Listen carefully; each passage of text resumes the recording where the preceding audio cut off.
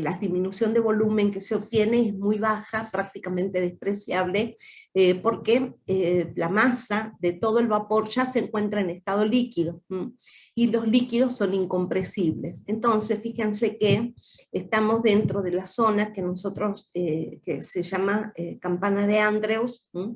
Entonces, por debajo de esta campana, ¿sí?, coexisten dos fases, la fase vapor y la fase líquida. ¿Está bien? Fíjense que la curva que comienza celeste con el punto A sería una temperatura menor que la negra. Entonces yo hago una compresión isotérmica a temperaturas menores y voy a ver que la meseta se ensancha, ¿sí?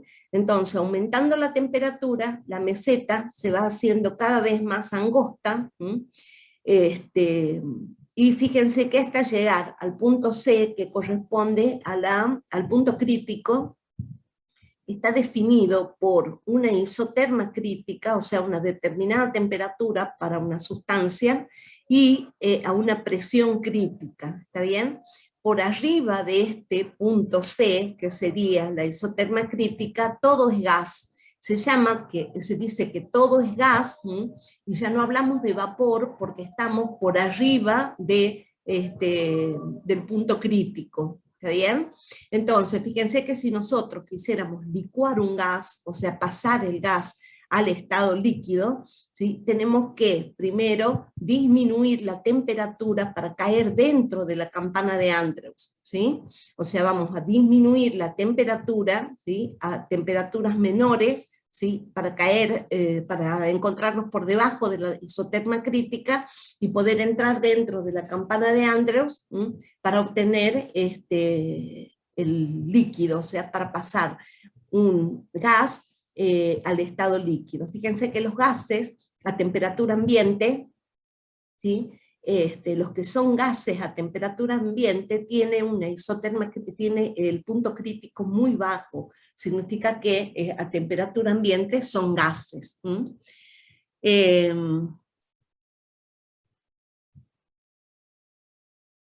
Bueno, estoy leyendo acá los mensajes, ¿sí? Sí, no los escucho, no sé exactamente por qué. A ver, déjenme que vea. Ahora me parece que ya los puedo escuchar. ¿Sí? A ver si alguien habla, a ver si es que ya los escucho. Profe, Hola, profe. Ahora sí, ¿hasta perfecto. dónde va el parcial? Chicos, toda la información se la dieron, creo, en la clase práctica. El parcial va a ser el 7. Algunas comisiones toman presencial, otras toman virtual. ¿Hasta qué No tema nos dijeron? sin volumen, por eso es que no los estaba escuchando, ¿sí? Bueno, ahora ya los escucho. Y, bueno, Profe, está hablando muy bajo. ¿O soy yo nomás que lo escucho bajo? No, no se escucha. Ahora no se la escucha a usted, profesora. ahora no se me escucha a mí. Muy bajo, profe. Bajo, muy bajo. Sí, no, pero tengo el volumen a full, ¿no? O sea, el volumen está... Ahí está. Ahora sí. Ahora Tal sí. vez o se alejó, no sé, pero ahora sí está bien. Está bien. Bueno, ¿ahora me escuchan mejor? Ahora se está escuchando. Ahora sí, Perfectamente. profe. Bueno, chicos, entonces, estamos repasando la isoterma crítica, ¿sí? Entonces, fíjense que en este punto ya podemos diferenciar bien lo que es un gas de lo que es vapor. Bueno, entonces, si ahora nosotros trabajamos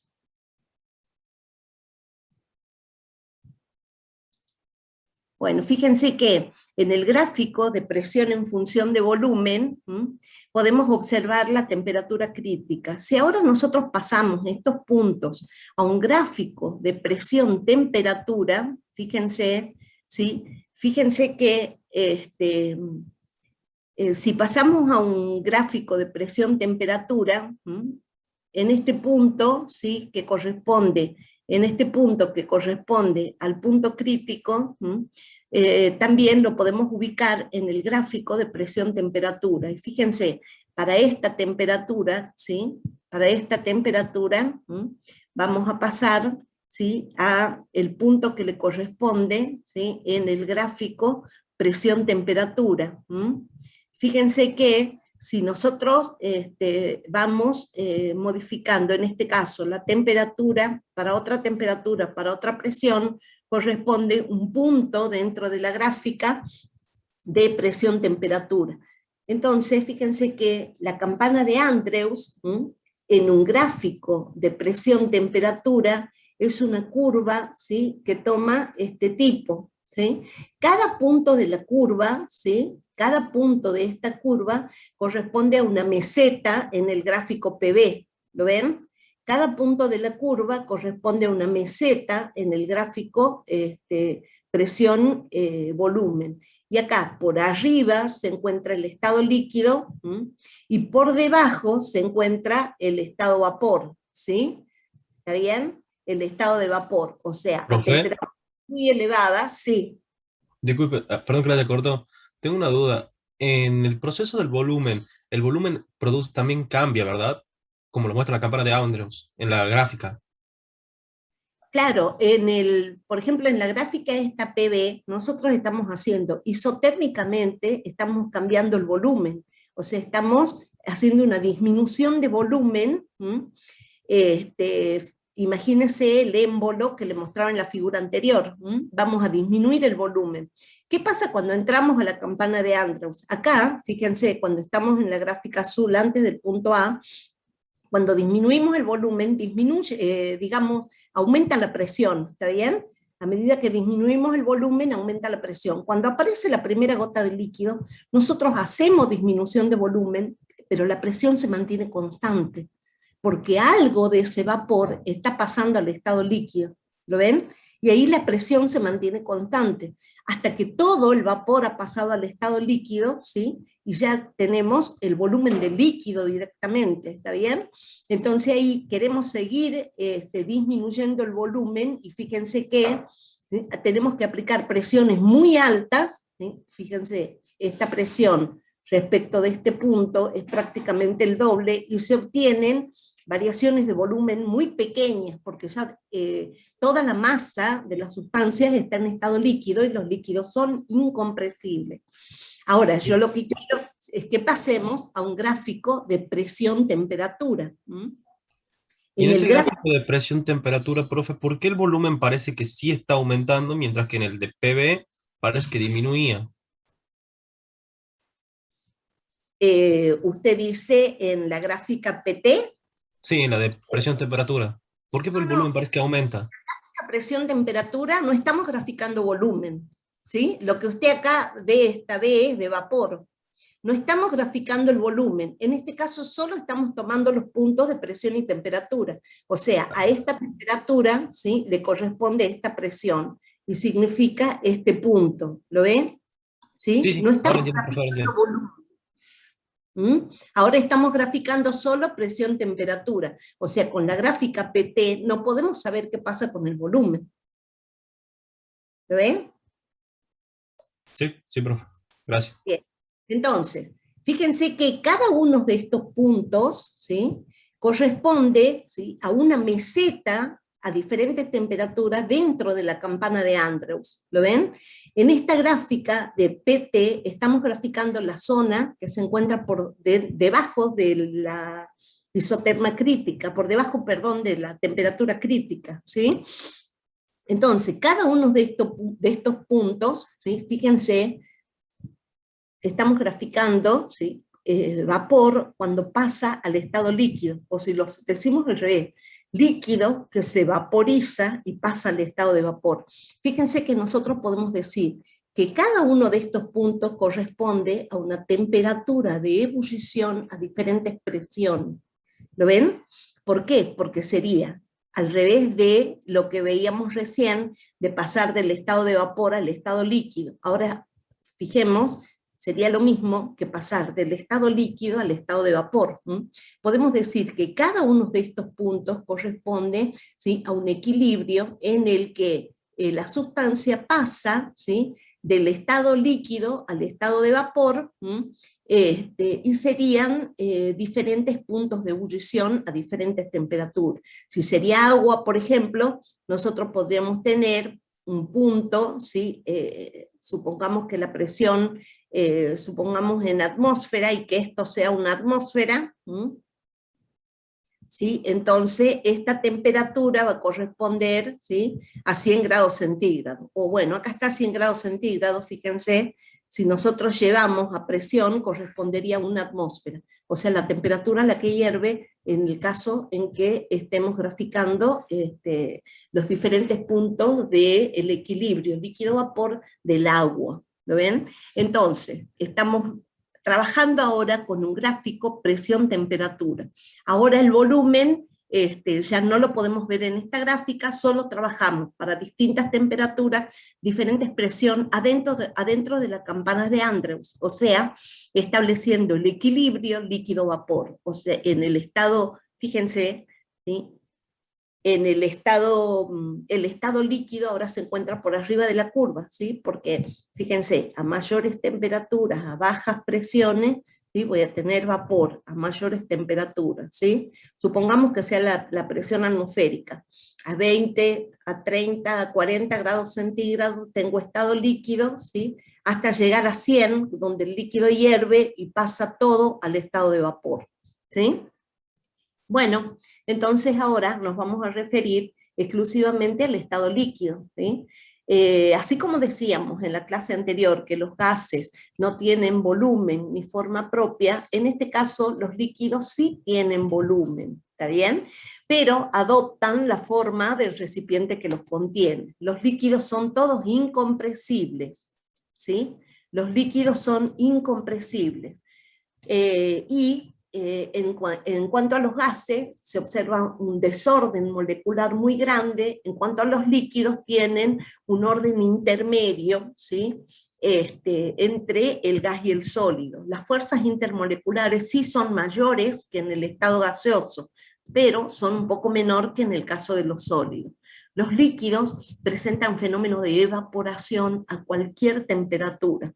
Ustedes pueden ver, si por ejemplo en la noche llevan un vaso de agua, ¿sí?, y lo dejan, por ejemplo, al vaso de agua, ¿sí?, lo dejan un tiempo, a medida que pase el tiempo, ustedes van a ver que el nivel del agua va a ir disminuyendo. A temperatura ambiente, ¿sí?, a una temperatura ambiente, algunas moléculas de agua del estado líquido pasan al estado de vapor, ¿sí? Entonces, fíjense que los líquidos evaporan a cualquier temperatura, por supuesto, a mayor temperatura, mayor va a ser la vaporización, ¿sí? Las densidades, por ejemplo, de los líquidos son menores que la de los gases, ¿sí? Son mayores, las densidades de los líquidos son mayores que la de los gases, pero son un poco menor que en el caso de los sólidos. Presentan una característica que es viscosidad, ¿sí? Tienen una viscosidad mayor que la de los gases. También se puede observar un fenómeno de tensión superficial y el fenómeno de capilaridad. Vamos a ver de qué se trata. Esperen que no quiere pasar. Siguiente, ahí está. ¿Qué es la tensión superficial? Ustedes han visto que ahora con el dengue y todo lo demás, los huevos de los mosquitos se ubican en la superficie de los líquidos. O sea, la tensión superficial tiene que ver con la resistencia que ofrece el líquido, ¿sí?, a un aumento de la superficie, o sea, o a una rotura de esa superficie. Y solo depende de las fuerzas intermoleculares. Las moléculas que se encuentran en el seno del líquido tienen fuerzas de atracción que tiran, ¿sí?, que traccionan, ¿sí?, las moléculas, ¿sí?, entre sí, y se compensan. En cambio, las que se encuentran en la superficie, ¿sí?, las otras moléculas tienden a tirar o traccionar de ellas, ¿sí?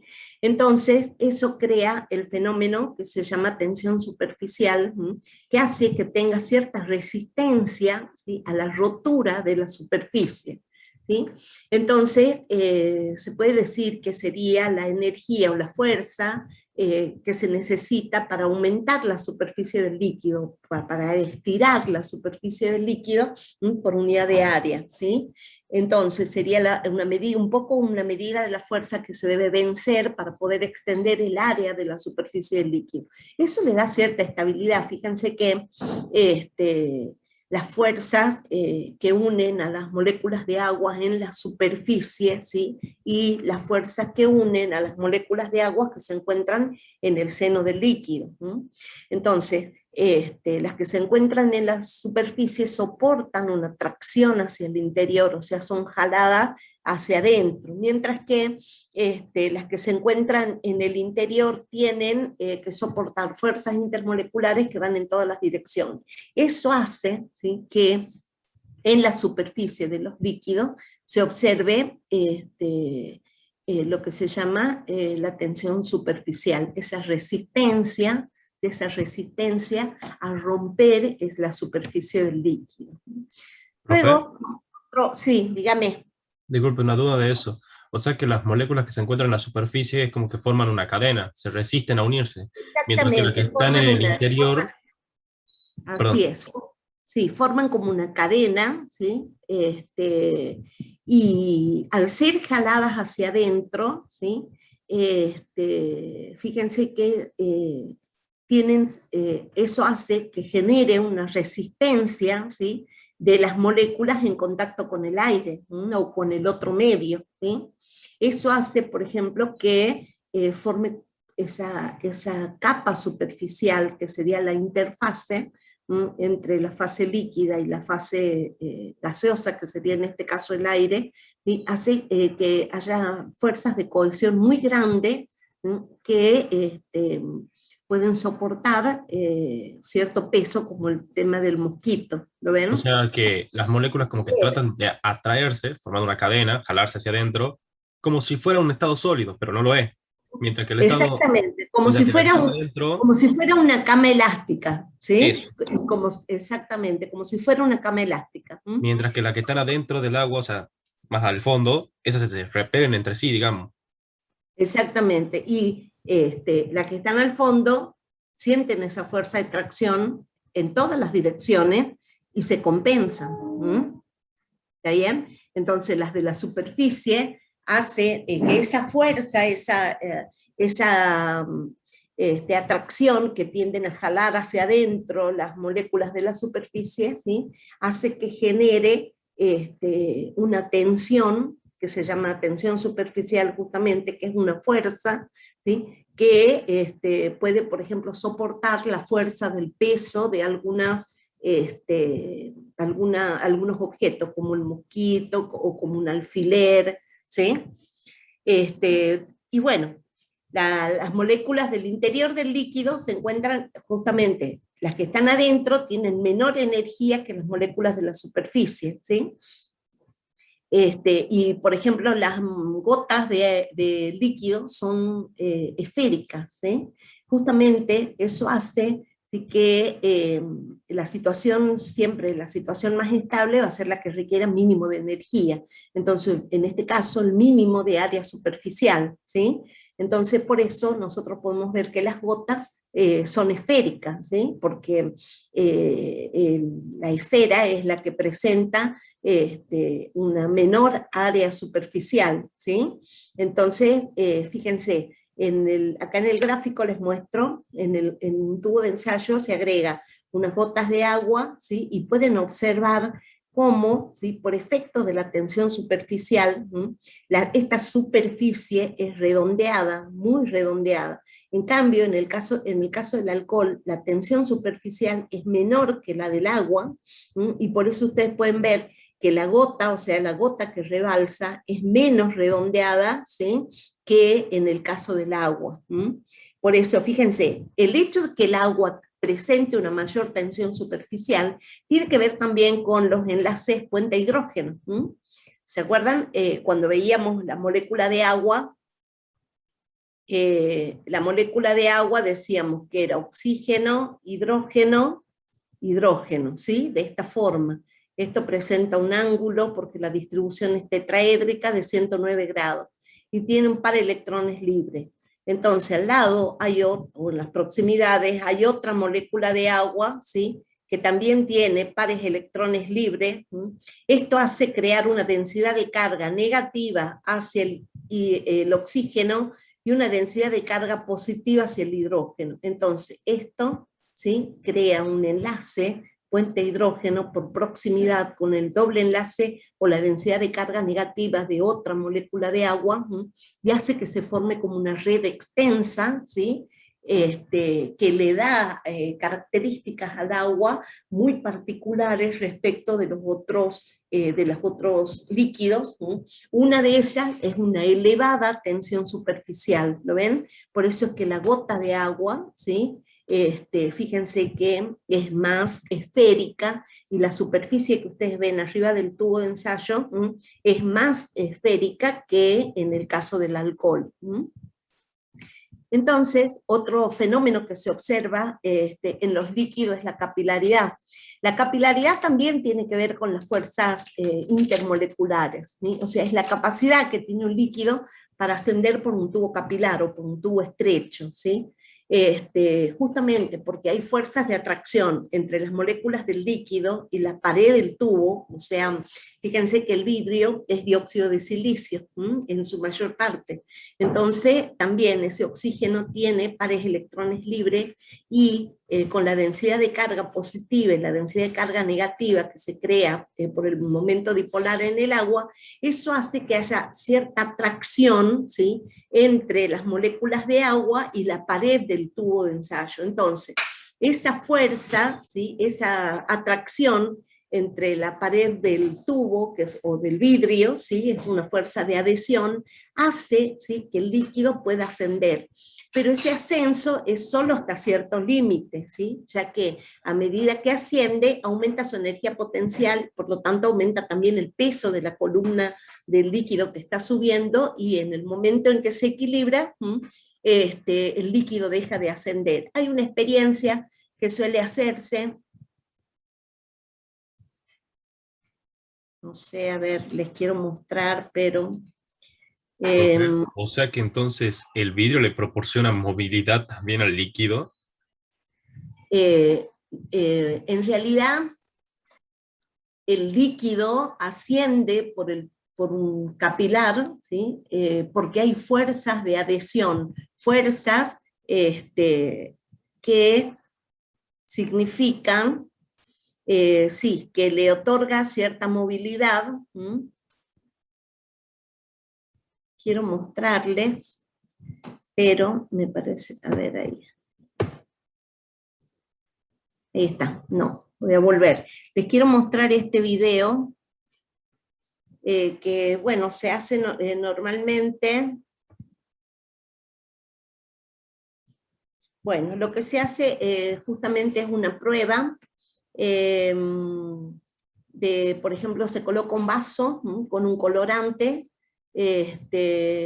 y luego se puede poner adentro del vaso una rama de apio.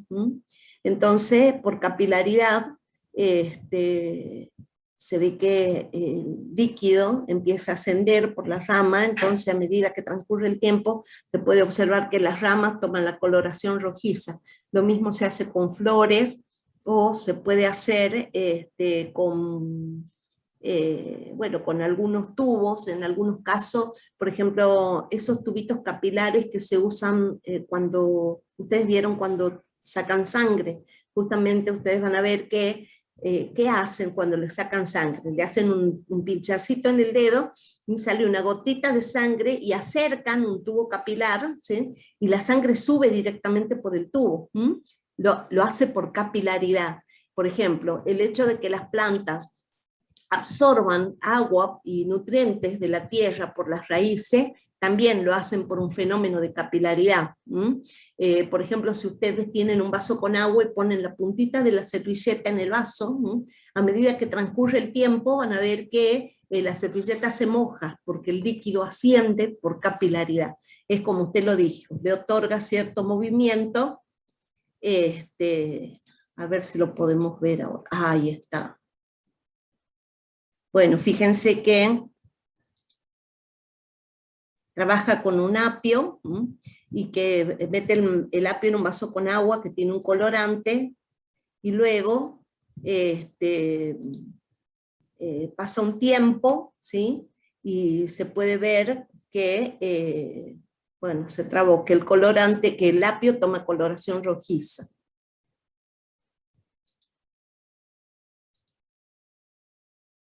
No estoy amigada con la tecnología hoy. Me está jugando una mala pasada. Bueno. Profe, ¿estás segura que puso para reproducir? ¿Cómo? ¿Estás segura que puso para reproducir? Sí. Tengo que hacer clic para reproducir, pero no, recién cuando lo probé funcionaba. Pero justamente el Zoom es problemático a veces cuando hace presentación de pantalla. Y a ver, vamos a intentar de nuevo.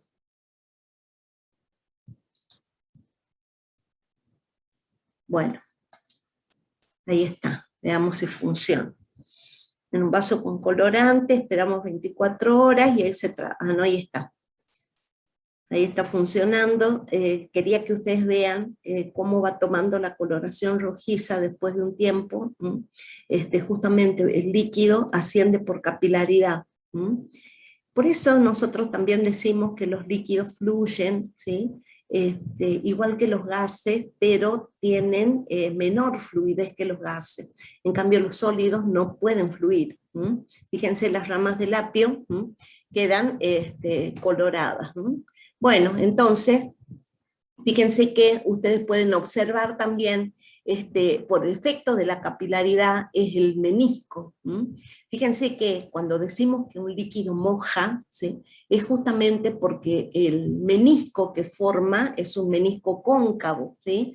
Hay fuerzas de atracción entre las moléculas de agua y las moléculas del vidrio, ¿sí? Que hace que, fíjense en esta zona, ¿sí? Se observa un menisco cóncavo en forma de U, porque las moléculas que están haciendo contacto con el vidrio, ¿sí? Tienen fuerzas de adhesión. El líquido asciende justamente por las fuerzas intermoleculares o de cohesión intermolecular, ¿sí? Entonces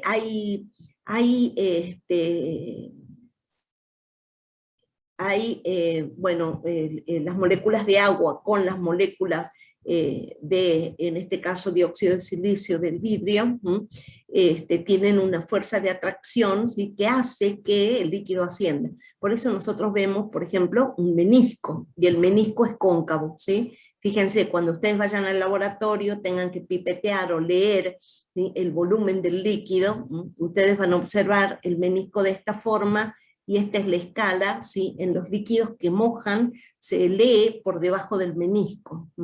O sea, ustedes van a leer el volumen siempre por debajo del menisco. ¿Qué pasa, por ejemplo, en el caso del mercurio? El mercurio es un metal líquido, pero no hay las fuerzas de atracción entre las moléculas de mercurio, son mucho mayores que las fuerzas de atracción que puede haber entre el mercurio, ¿sí? Y las moléculas del dióxido de silicio del vidrio. Entonces decimos que este es un líquido que no moja, y en este caso, ¿sí? El menisco es convexo, ¿sí? En este caso, el menisco es convexo. Y fíjense que lo pueden ver en los termómetros, y ahora se usan más termómetros digitales, pero si tienen en la casa un termómetro con mercurio, pueden ver que el mercurio es un líquido que no moja y presenta un menisco convexo. En este caso, porque las fuerzas de atracción entre las moléculas del metal, ¿sí? Son mayores que las fuerzas de atracción entre las moléculas del metal y las paredes del vidrio. Entonces, este sería el fenómeno de capilaridad que se puede observar en los líquidos. Luego, como les decía, cuando veíamos la campana de Andrews, los líquidos tienen la capacidad de evaporarse, y se evaporan a cualquier temperatura, ¿está bien? Fíjense que si tenemos un sistema cerrado, las moléculas de la superficie tienen la capacidad de pasar al estado de vapor, a cualquier temperatura, ¿sí? Luego, si el sistema está cerrado, ¿sí?, partes de esas moléculas de vapor van a tender a pasar al estado líquido. Entonces, fíjense que cuando el número de moléculas que tienen esa capacidad de pasar del estado líquido a la fase de vapor, por unidad de área y por unidad de tiempo, se iguala al número de moléculas que pasa de la fase de vapor a la fase líquida, se dice que el sistema alcanza un equilibrio.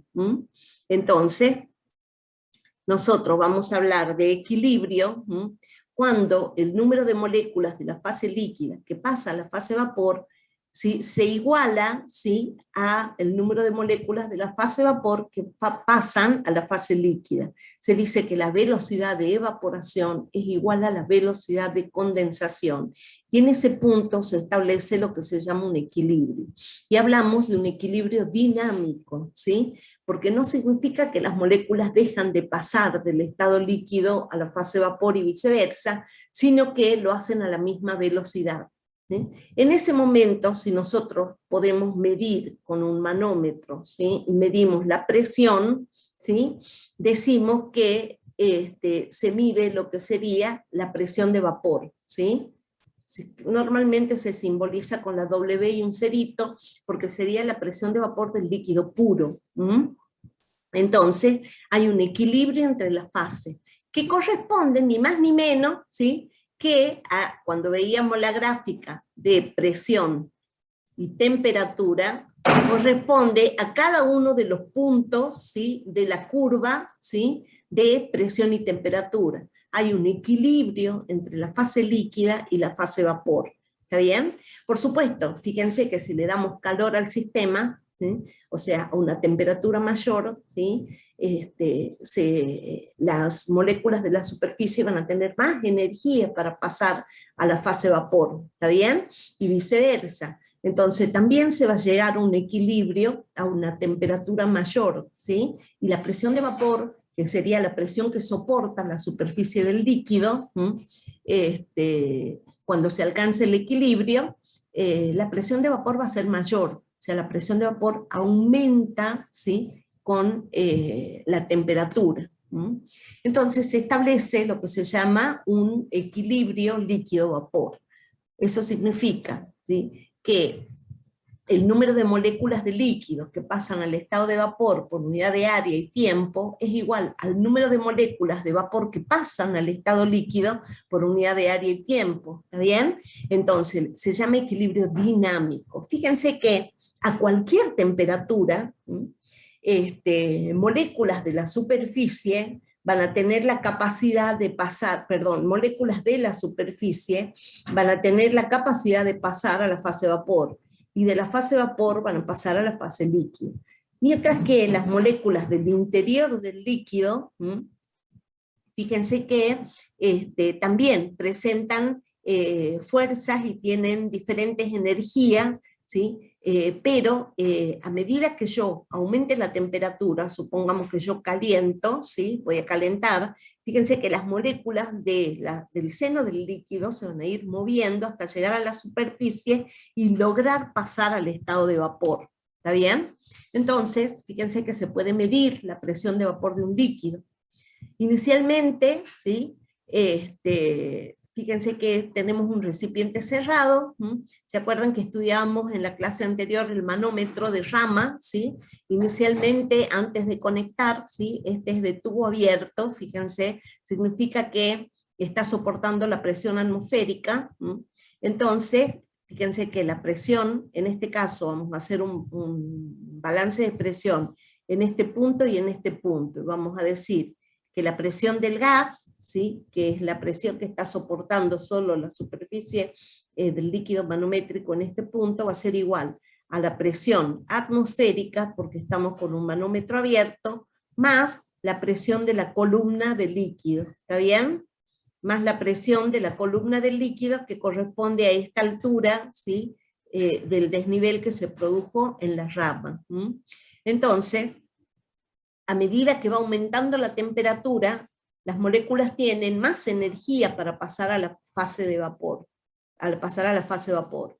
Y a su vez, las moléculas de la fase vapor también tienen más energía para pasar a la fase líquida. Entonces, la velocidad de evaporación se iguala a la velocidad de condensación, ¿sí? Y en ese momento se puede medir la presión de vapor. ¿Sí? Fíjense, ¿qué pasa cuando en un equilibrio tenemos un líquido volátil? ¿Sí? ¿Qué significa que es volátil? Significa que su presión de vapor es elevada a una dada temperatura y aparte su punto de ebullición es bajo, hierve a menor temperatura de ebullición. ¿Sí? Fíjense que inicialmente colocamos en un balón un líquido, ¿sí? Que es volátil. Entonces, a medida que transcurre el tiempo, ¿sí? El líquido se va a ir evaporando, se va a pasar a la fase vapor. ¿Sí? A su vez, algunas moléculas de la fase vapor pasan a la fase líquida, pero cuando llegue al equilibrio, nosotros vamos a observar el desnivel de las ramas. ¿Sí? Esta va a ser la presión de vapor a la temperatura a la que se realiza la medición. Entonces, la presión total va a ser igual a la presión de vapor. La presión total va a ser la presión. En este caso, fíjense que acá tenemos el tubo cerrado, ¿sí? O sea que directamente, ¿sí? La presión va a ser la presión de la columna del líquido que produce el desnivel. Entonces, se alcanza el equilibrio cuando la velocidad de evaporación se iguala a la velocidad de condensación. Entonces, un líquido es más volátil cuanto mayor es su presión de vapor y menor su temperatura de ebullición. ¿Está bien? La presión de vapor, como les decía recién, es la presión que ejerce el vapor sobre la superficie del líquido cuando se alcanza el equilibrio, ¿sí? O sea, cuando la velocidad de evaporación es igual a la velocidad de condensación. ¿Está bien? Entonces, una sustancia va a ser volátil, ¿sí? Cuando presenta una presión de vapor alta a la temperatura ambiente y tiene una temperatura de ebullición baja. ¿Sí? ¿Qué les parece a ustedes? El alcohol etílico, el que usan ustedes ahora todo el tiempo para desinfectarse, las manos y eso, el alcohol etílico, ¿es más volátil o menos volátil que el agua? Más volátil. Más Es más volátil. volátil. Es más volátil, ¿está bien? Ustedes pueden sentir, cuando se ponen alcohol en las manos, pueden sentir que transcurrido un tiempo muy corto ya la mano se secó, o sea que todo el líquido se ha evaporado, ¿está bien? Veamos, por ejemplo, acá estoy con el mismo problema, ya sé cómo hacer, me voy al puntero y pongo la flecha. Entonces en la flecha, ahí está. Acá en una cápsula hemos colocado unas gotas de agua y una gota de etanol. Fíjense la forma de la gota de agua, ¿sí? La gota de agua, ¿sí? Se tiene, y también hemos puesto una gota de acetona. La gota de agua es más esférica porque tiene una mayor tensión superficial. Transcurrido el tiempo pueden ver que desaparece la de acetona, la de alcohol tiende a desaparecer y la de agua, ¿sí? Permanece prácticamente intacta. Entonces, fíjense que, ¿sí? A medida que pasa el tiempo van a ver esto. Y la acetona, fíjense que la presión de vapor es mucho más grande que la del etanol y la del agua. Entonces la acetona es más volátil, ¿sí? Que etanol y más volátil que agua. Bueno, entonces, ¿cómo varía ahora la presión de vapor con la temperatura? Fíjense, en una gráfica PT, la gráfica roja corresponde al éter dietílico. La gráfica roja corresponde al éter dietílico, o el éter etílico, cuando ustedes van a los hospitales, ¿sí? Se siente mucho olor a éter etílico porque se usa muchas veces como anestésico o somnífero. Entonces, fíjense, el éter etílico a una presión de 760 torr, que sería la presión atmosférica, tiene una temperatura de ebullición de 35 grados centígrados. ¿Lo ven? ¿Sí? Fíjense, el metanol 65 grados centígrados. El etanol, que es el alcohol etílico que usamos para desinfectarnos, 78 grados centígrados. Mientras que, fíjense que el benceno es ese olor dulzón que se siente cuando cargan nafta. El olor de las naftas es muy parecido, porque tiene alto contenido de benceno. Y el agua a 100 grados centígrados, ¿sí? Hierve, sería su temperatura de ebullición. Entonces, fíjense que el éter etílico es el más volátil, tiene menor temperatura de ebullición, ¿sí? Que el agua. Fíjense el agua. El agua, ¿sí? A una temperatura, por ejemplo, un día de calor, ¿sí? Un día de calor para nosotros 40 grados fácil, entonces a 40 grados centígrados, ¿sí? En la presión, a la presión atmosférica, nosotros podemos ver que, bueno, hierve, ¿sí? Va a hervir a una presión menor, pero nosotros a la presión atmosférica y a un día de calor observamos que el fenómeno de evaporación se produce con más fuerza que en el invierno, donde las temperaturas son mucho más bajas. Ahora, fíjense, sí. ¿Cómo definía la presión de vapor? ¿Cómo se define la presión de vapor? La presión de vapor sería la presión, ¿sí? Que ejerce el vapor sobre la superficie del líquido cuando se alcance el equilibrio, es decir, cuando la velocidad de evaporación se iguala a la velocidad de condensación, es decir, el número de moléculas que pasa del estado líquido al estado de vapor por unidad de área y por unidad de tiempo es igual al número de moléculas que pasan del estado vapor al estado líquido. ¿Lo ven? Se puede definir, la presión de vapor directamente se puede definir como la presión que ejerce el vapor sobre la superficie del líquido en un sistema cerrado cuando se alcanza el equilibrio. ¿Está bien? Entonces, fíjense que yo les decía recién, ¿sí? Si nosotros tenemos un recipiente con agua, estoy acá, bien. Si tenemos, por ejemplo, un recipiente con agua, ¿sí? El recipiente está cerrado. Entonces, esto tiene agua a una temperatura cualquiera, que puede ser la temperatura ambiente.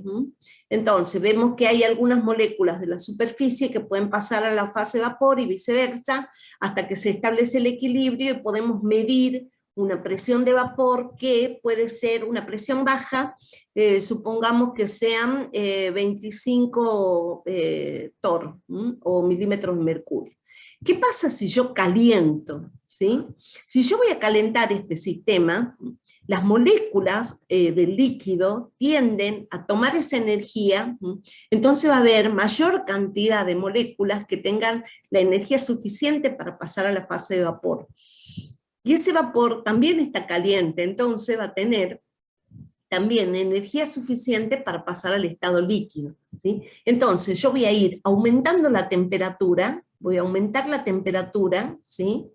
Hasta que llegue un momento que todas las moléculas del seno del líquido tienen la capacidad de pasar al estado de vapor y se forman burbujas, ¿sí? Entonces, fíjense que en ese momento el líquido hierve.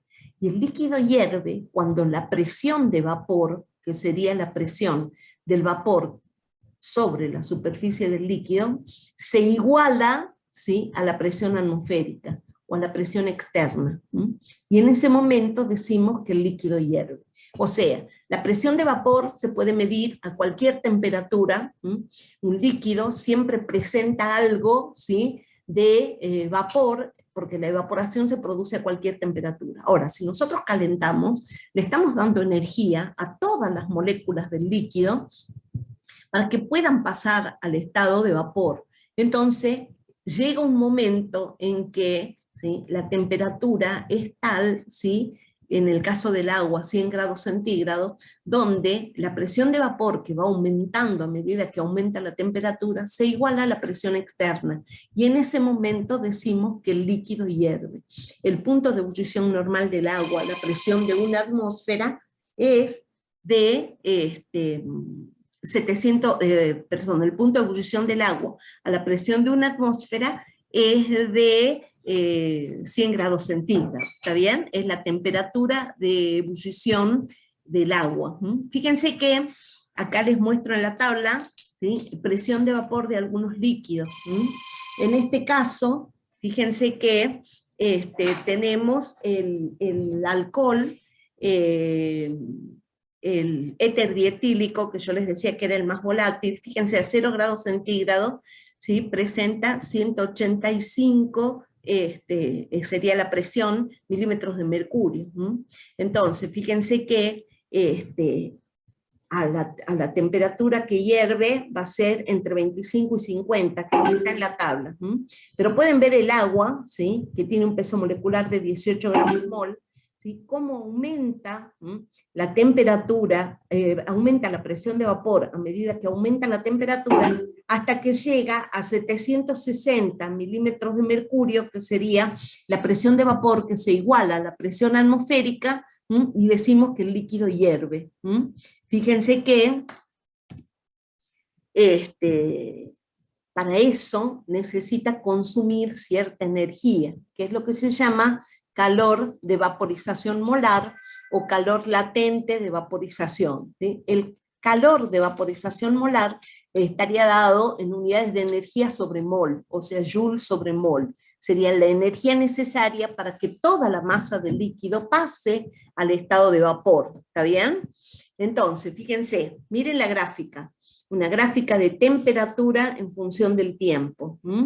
Fíjense que tengo agua en estado líquido, podemos decir a 10 grados centígrados, ¿sí? Nosotros calentamos, el agua toma esa energía para aumentar su calor, para aumentar su temperatura, aumenta la temperatura, ¿sí?, y este calor que nosotros le damos para que aumente su temperatura se llama calor sensible, ¿sí?, porque lo usa el líquido para aumentar la temperatura. Ahora, una vez que llega a su temperatura de ebullición, ¿sí?, el líquido sigue tomando energía para producir la vaporización, o sea, para pasar al estado de vapor, ¿está bien? Entonces, el líquido pasa al estado de vapor absorbiendo una determinada cantidad de energía, y la temperatura se mantiene constante hasta que todo el líquido pasa del estado líquido a la fase de vapor. ¿Ven? Entonces, ese calor de vaporización, ¿sí?, cuando se expresa por mol, se llama calor de vaporización molar, o se llama calor latente de vaporización cuando se expresa por gramo, que sería el calor necesario, ¿sí?, para vaporizar 1 gramo de agua, ¿sí?, a la presión atmosférica y a la temperatura de ebullición. ¿Está bien? Entonces, fíjense que, ¿sí?, la relación que hay entre el calor de vaporización molar y el calor latente de vaporización es la masa molecular de la sustancia. Fíjense que si hablamos de agua, ¿sí?, el calor de vaporización por mol va a ser el calor latente de vaporización por gramos, ¿sí?, multiplicado por el peso molecular, que tiene unidades de gramos mol.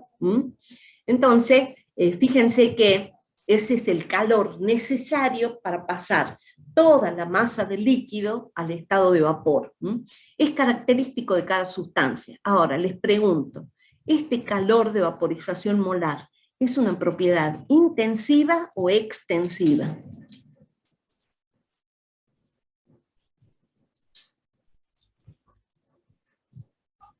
Extensiva, pero depende de la masa.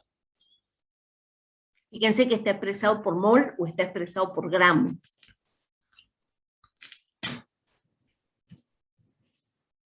Entonces, ¿cómo?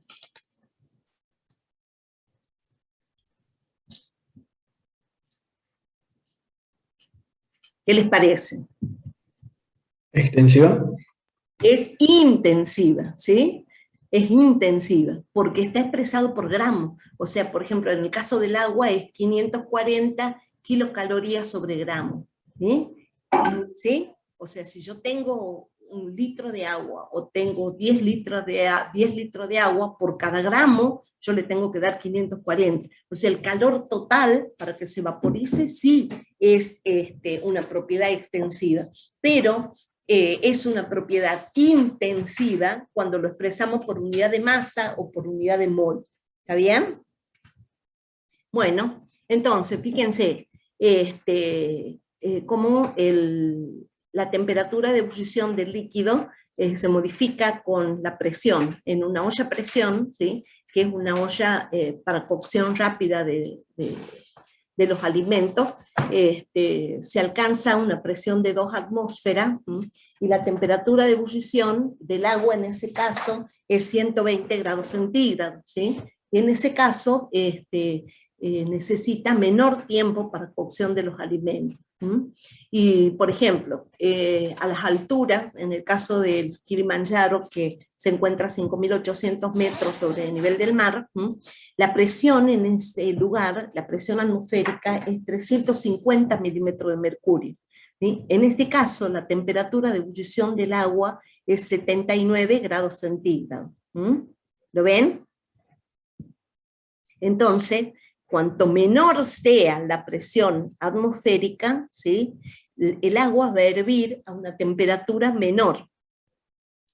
Bueno, entonces, fíjense, volviendo a la gráfica de presión en función de temperatura, establecemos los puntos de equilibrio líquido-vapor. A ver, chicos, me esperan un minutito.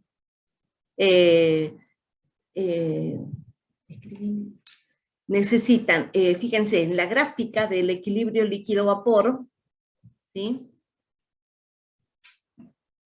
A ver, voy a dejar de presentar un minuto, ¿sí?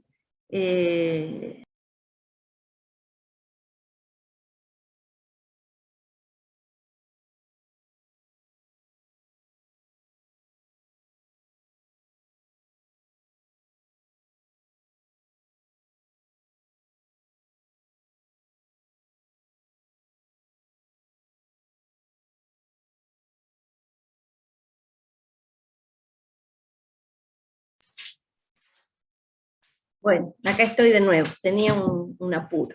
Entonces, chicos, les vuelvo a compartir la pantalla. Y vamos a hablar en este caso, ahí estamos, ¿verdad? Bien, vamos a hablar del equilibrio líquido-vapor. O sea, cada punto, ¿sí?, decíamos que cada punto, ¿sí?, de la gráfica corresponde a un punto de equilibrio entre líquido-vapor, y se puede decir que corresponde a la temperatura de ebullición del líquido a las diferentes presiones. ¿Está bien? Fíjense que por arriba de la gráfica se encuentra líquido, por debajo de la gráfica se encuentra vapor. Entonces, esto sería un diagrama de fase, ¿sí? Entonces, fíjense que en este diagrama de fase, para el caso del agua o para cualquier otra sustancia, representa el estado de equilibrio, ¿sí?, entre dos fases. Y si consideramos la fase sólida, podemos considerar un estado de equilibrio entre las 3 fases. Ahora les muestro. Ahí está, fíjense, este es para una sustancia pura. La gráfica que ustedes están viendo, ¿sí?, es de presión en función de temperatura, entre el punto B y C, ¿sí?, serían los puntos de equilibrio entre la fase líquida y la fase vapor que veíamos recién. Por arriba se encuentra líquido, por debajo se encuentra vapor. Este punto corresponde a un punto triple, es un punto donde coexisten las 3 fases. Significa que hay fase sólida, con fase en contacto con el líquido y en contacto con el vapor. Fíjense que la línea BD, ¿sí?, BD corresponde al equilibrio entre el sólido y el líquido, ¿sí? Y en este caso, fíjense que también es una curva de pendiente positiva. ¿No? Ya vamos a ver qué pasa con el agua. Y la curva AB va a representar puntos de equilibrio entre la fase sólida y la fase vapor. Entonces, si hacemos la analogía, si cada uno de estos puntos representan puntos de ebullición, o sea, de pasaje entre el líquido vapor y de vapor a líquido, cada uno de estos puntos, ¿sí?, va a representar, ¿sí?, puntos de fusión, o sea, pasaje de sólido al estado líquido, o puntos de solidificación, del estado sólido, del líquido al estado sólido. Y fíjense acá, de sólido a vapor, ¿sí? Esto representa, ¿sí?, puntos de sublimación, ¿lo ven? ¿Sí? Cada uno de estos puntos a diferentes presiones, ¿sí? O bien puntos de deposición, o sea, pasajes del estado de vapor al estado sólido, ¿está bien? En el punto triple, que es el punto B, coexisten las tres fases. Y luego tenemos el punto crítico, ¿se acuerdan? El punto crítico, que por arriba de este punto crítico todo es gas, ¿se acuerdan? Bien, entonces, en el caso del agua, fíjense, en el caso del agua, la curva entre sólido y líquido tiene una pendiente negativa, ¿sí? Justamente porque en el caso del sólido, ¿sí?, hay expansión, o sea, hay un aumento del volumen, ¿sí?, en el caso del sólido. Bueno, pero ya vamos a ver en la otra gráfica, se ve clarito. Para las otras sustancias, normalmente esta gráfica del sólido líquido tiene pendiente positiva. Entonces, la línea OC va a indicar puntos de ebullición o del equilibrio líquido-vapor. La línea OD, ¿sí?, van a ser del sólido líquido, y la línea OA va a indicar la curva de equilibrio entre sólido y vapor, ¿está bien? O corresponde al punto triple, y fíjense que C corresponde al punto crítico. Entonces, fíjense, si nosotros vamos desde el punto P hasta el punto R, a una atmósfera, ¿sí?, vamos a tener a temperaturas menor que 0 grados, vamos a tener sólido, ¿sí?, en el caso del agua. Si empezamos a calentar, vamos a ver que vamos a llegar, ¿sí?, a una temperatura en la que el sólido va a empezar a fundir, y obtenemos líquido, ¿está bien? Entonces, el estado líquido, ¿sí?, a medida que aumenta la temperatura, hasta llegar a la curva, ¿sí?, donde a esta temperatura de 100 grados centígrados, donde todo el líquido pasa a la fase vapor, ¿sí? Y si seguimos aumentando la temperatura, vamos a obtener a vapor sobrecalentado, o sea, vapor a altas temperaturas, ¿sí? Fíjense que cuando la presión, ¿sí?, si la presión se encuentra por debajo de la presión crítica, ¿sí?, de la presión triple, ¿sí?, del punto triple, o sea, si trabajo una presión por debajo de la presión del punto triple, yo puedo pasar directamente del estado sólido, ¿sí?, al estado vapor sin pasar por el estado líquido. ¿Está bien? Fíjense, si nos venimos del punto P, ¿sí?, tengo sólido del punto P, a la misma temperatura, comienzo a aumentar la presión, ¿sí?, va a llegar un momento en que puedo pasar directamente al estado líquido, ¿sí?, a la misma temperatura. Bueno, entonces, fíjense que en el diagrama de fase del agua, este punto triple corresponde a 0,01 grados centígrados. El punto triple, y a una presión de 0,06 atmósfera, corresponde el punto triple, ¿está bien? Entonces, fíjense que a una atmósfera yo voy a tener que a 0 grados centígrados, ¿sí?, funde el hielo y pasa al estado líquido, ¿está bien? Esta gráfica no está a escala, fíjense que, ¿sí?, de 0, fíjense acá, 0 a 0,01, ¿sí?, y fíjense que esta distancia es 100. En realidad un gráfico a escala sería como el que se encuentra chiquito, ¿sí?, a escala, y cerca del 0 grados centígrados no se ve, por eso está agrandado, en este caso, el gráfico del agua. Por ejemplo, para el dióxido de carbono, ¿sí? El diagrama de fase, ¿sí? Fíjense que la gráfica de sólido-líquido se encuentra con pendiente positiva, ¿sí?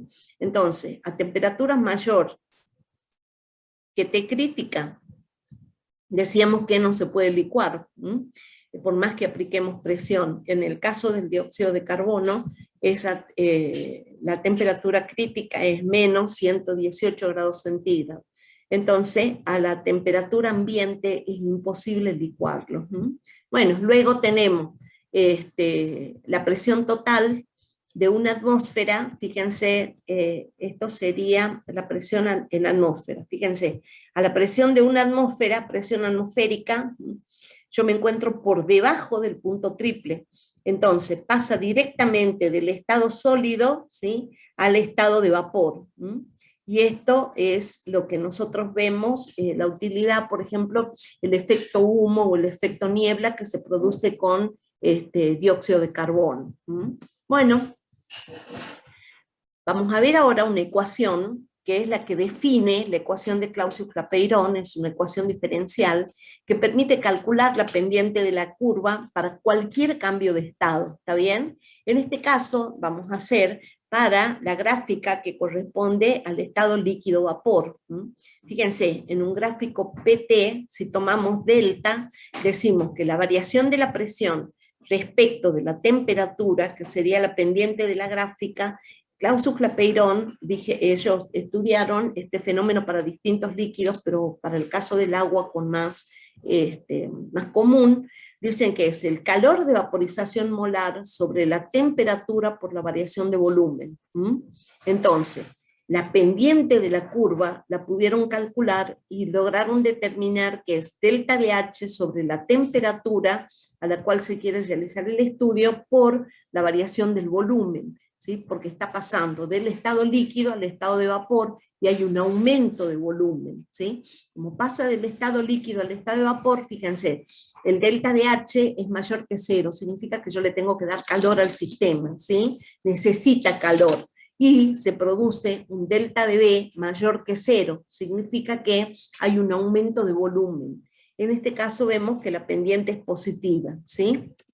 Fíjense que cuando pasa de sólido a líquido, ¿sí?, que sería la gráfica que les mostraba recién, por lo general, ¿sí?, para el caso de cualquier sustancia, ¿sí?, también yo necesito darle calor al sistema, o sea que el delta de H es mayor que 0, y hay un aumento de volumen. Entonces el delta B es mayor que 0, y para la mayoría de las sustancias la pendiente es positiva. En el caso del agua, del galio, del bismuto, el delta B es menor que 0, quiere decir que el volumen del sólido es mayor que el volumen del líquido. Y por eso, en el caso del agua, la pendiente es negativa. ¿Está bien? Por eso la gráfica de equilibrio sólido-líquido para el agua presenta la forma de la línea en guiones. Bien, entonces... ¿Puedo volver a explicar eso? Sí, fíjense, en el caso de la mayoría de los líquidos, ¿sí?, para pasar del estado sólido al estado líquido, yo tengo que entregarle calor al sistema, tengo que calentar, ¿está bien? Entonces el delta de H es positivo. Y la mayoría de los líquidos aumentan el volumen, o sea, el volumen del líquido es mayor que el del sólido, ¿sí? Entonces la pendiente es positiva para la mayoría. Pero en el caso del agua, el volumen del sólido es mayor que el volumen del líquido, ¿sí? Fíjense que cuando ustedes ponen una botella con agua en el freezer, la ponen cerrada, ¿sí?, a la botella con agua en el freezer, y ustedes van a ver que aumenta el volumen, o a veces, por eso justamente a veces las botellas de agua se revientan en el freezer si están muy llenas, porque el volumen del sólido es mayor. Entonces, fíjense, si el volumen del sólido es mayor, entonces el delta B, ¿sí?, va a ser menor que 0. Volumen del sólido menos volumen del líquido, el volumen del sólido es mayor, perdón, volumen del líquido menos volumen de sólido, el delta B es negativo. Entonces por eso delta, en este caso el delta P sobre delta T, ¿sí?, da una pendiente negativa. Fíjense que, ¿por qué? El delta B en el caso del agua es menor que 0 y el delta de H es mayor que 0. Entonces, fíjense que en la fórmula, ¿sí?, si este es mayor que 0 y el delta B es menor que 0, todo esto va a ser negativo. O sea que delta P sobre delta T es negativo y la pendiente del diagrama de fase entre sólido y líquido es negativo. Bueno, veamos cómo se aplica la ecuación de Clausius-Clapeyron para el cambio de fase. Fíjense, el volumen de vapor, por ejemplo, si tenemos 1 gramo de agua, 1 mol de agua en estado líquido, cuando pasa al estado de vapor, ¿sí?, hay un aumento de volumen muy grande, o sea, el volumen cuando se vaporiza aumenta muchísimo. Entonces, el delta B va a ser el volumen de vapor menos volumen del líquido. A este volumen de vapor lo podemos despreciar y decimos que delta B es prácticamente el volumen de vapor.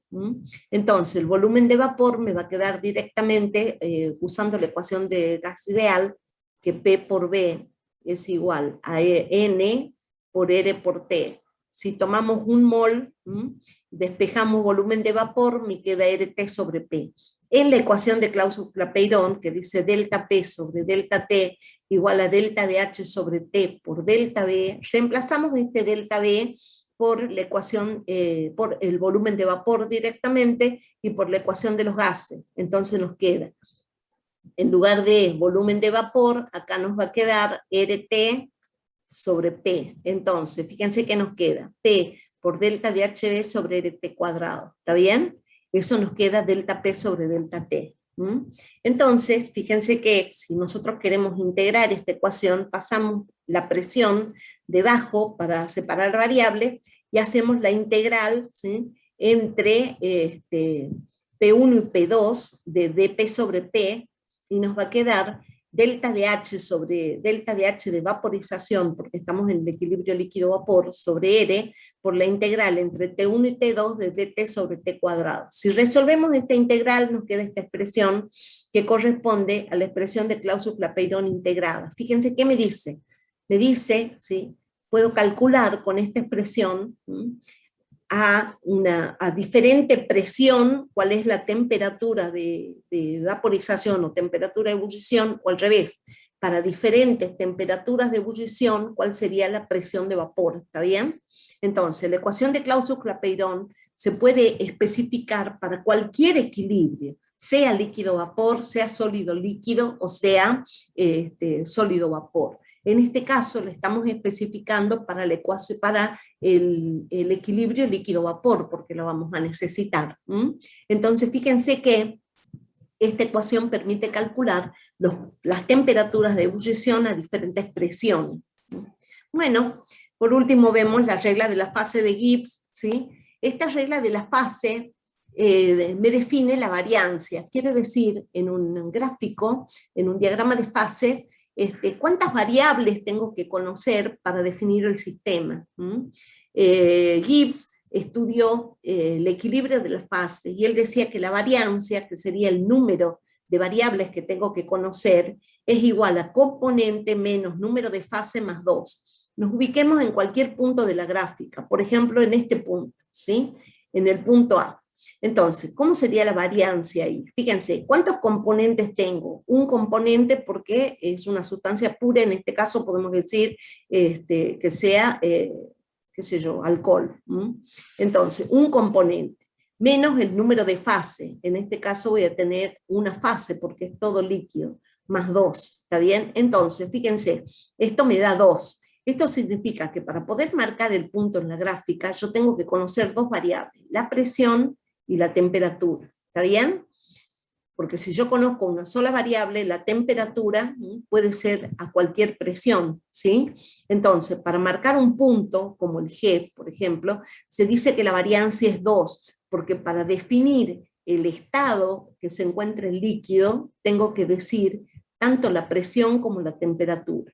Veamos qué pasa si me encuentro en un punto de la gráfica. Por ejemplo, en este punto, fíjense, yo voy a tener en este punto componente sigue siendo 1.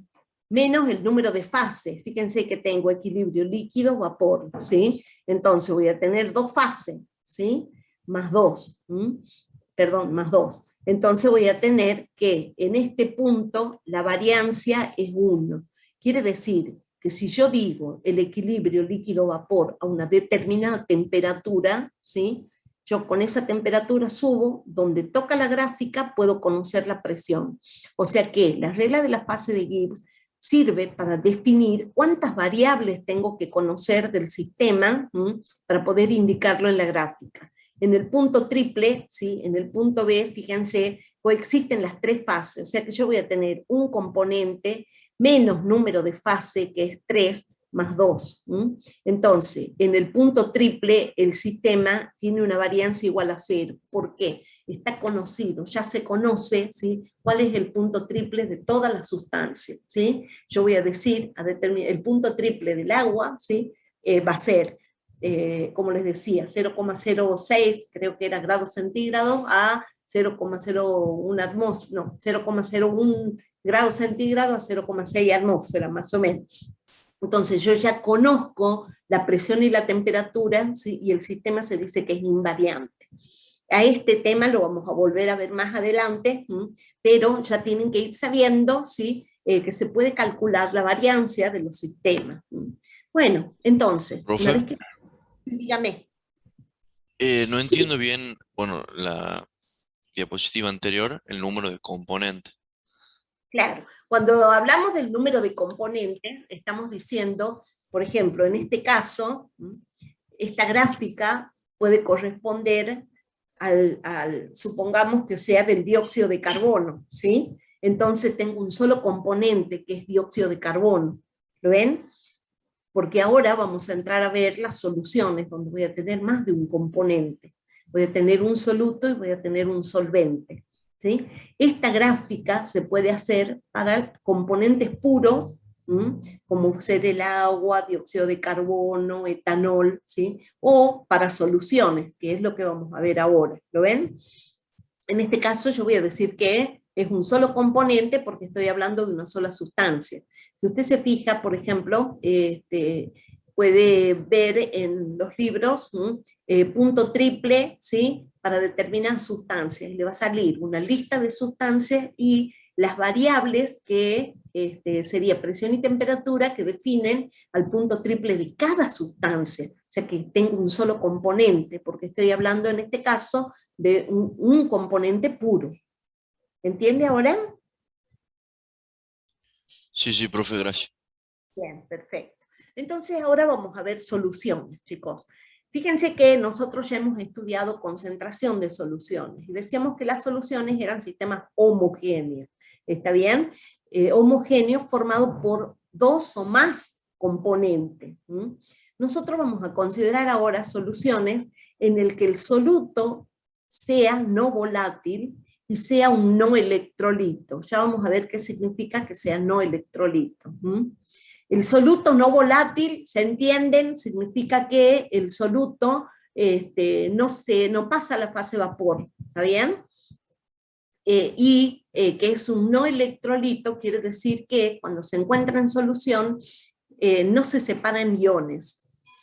¿Cuáles son solutos no electrolitos? Por ejemplo, la sacarosa, la urea, el alcohol etílico, son sustancias orgánicas por lo general que no se separan en iones, sino cuando se encuentran en solución permanecen en la forma molecular.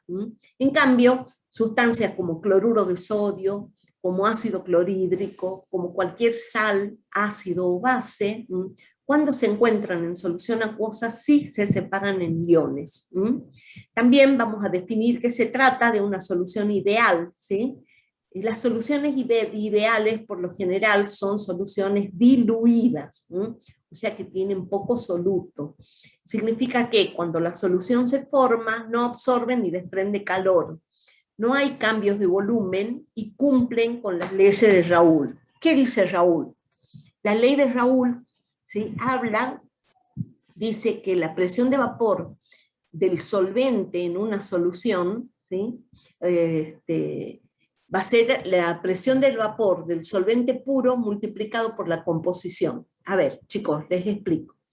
La ley de Raoult, ¿sí?, define, ¿sí?, que la presión, en este caso la presión de vapor, va a ser igual a la fracción molar del soluto, la fracción molar, perdón, del componente 1 por la presión del vapor del componente 1 si estuviese puro. Raoult habla de soluciones, ¿está bien? Fíjense, en la gráfica 1 tengo una solución, tengo un solvente puro, ¿está bien? Entonces, parte de las moléculas del líquido pasan a la fase vapor. ¿Lo están viendo? Parte de la molécula del líquido pasan a la fase vapor. Cuando tengo una solución, ¿sí?, yo voy a tener dos componentes. Entonces, fíjense que tengo dos componentes. Entonces, en la fase líquida. Entonces, parte de las moléculas del solvente pasan a la fase vapor. Entonces, en este caso, la presión de vapor va a ser igual a la fracción molar, ¿sí?, del componente 1, o sea, la composición de la fase líquida, por la presión parcial, la presión del vapor, si el componente estuviese puro. ¿Está bien? Yo puedo ir a las tablas y buscar cuál es la presión de vapor de cada uno de los componentes puros que están formando en la solución. Entonces, la presión va a ser igual a la presión del componente puro multiplicado por la composición. Eso dice Raoult. Las soluciones ideales cumplen a rajatabla la ley de Raoult. O sea que se verifica que las soluciones ideales, la presión de vapor del solvente va a ser igual a la fracción molar del solvente por la presión del vapor del solvente puro. Bueno, entonces, en el caso del líquido vamos a estudiar las propiedades coligativas, ¿sí?, para soluciones de solutos no volátiles y no electrolitos. Las propiedades coligativas no son el color, el sabor, ¿sí? No son esas propiedades coligativas, solo son 4 propiedades coligativas, que serían el ascenso de la presión de vapor, el ascenso bulloscópico, el descenso crioscópico y la presión osmótica. Estas son propiedades coligativas porque dependen solamente, ¿sí?, del número de partículas de soluto disueltas, o sea, va a depender de la concentración de la solución, ¿sí? Sería la temperatura de ebullición, la presión de vapor, la temperatura de fusión y la presión osmótica, ¿está bien? Son propiedades coligativas que dependen solamente del efecto colectivo de las moléculas de soluto en la solución, ¿está bien? Estas son 4, como les decía recién. Se llama tensimetría porque hay una disminución de la presión de vapor, se llama también disminución relativa de la presión de vapor, el ascenso bulloscópico, descenso crioscópico, presión osmótica.